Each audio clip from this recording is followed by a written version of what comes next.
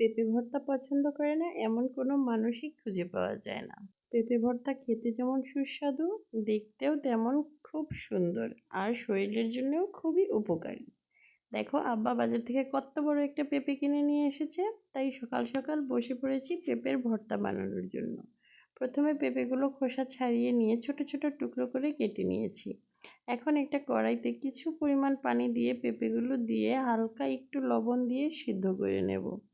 পেঁপে ভর্তাটা শরীরের জন্য খুবই উপকারী, তাই আছে এখানে হালকা একটু কাঁচা পেঁয়াজ আর কাঁচা মরিচ ব্যবহার করেছি। শুকনো মরিচ দিয়ে এই পেঁপে ভর্তাটা খেতে ভালো লাগে না।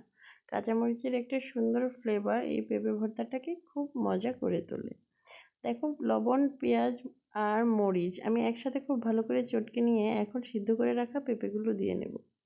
যেহেতু পেঁপে সিদ্ধ হতে সময় লাগে না, তাই 5 থেকে 10 মিনিটের মধ্যেই এই পেঁপে ভর্তাটা তৈরি করে নেওয়া যায়। এখন খুব সুন্দরভাবে কচলে নেব এই পেঁপেগুলো।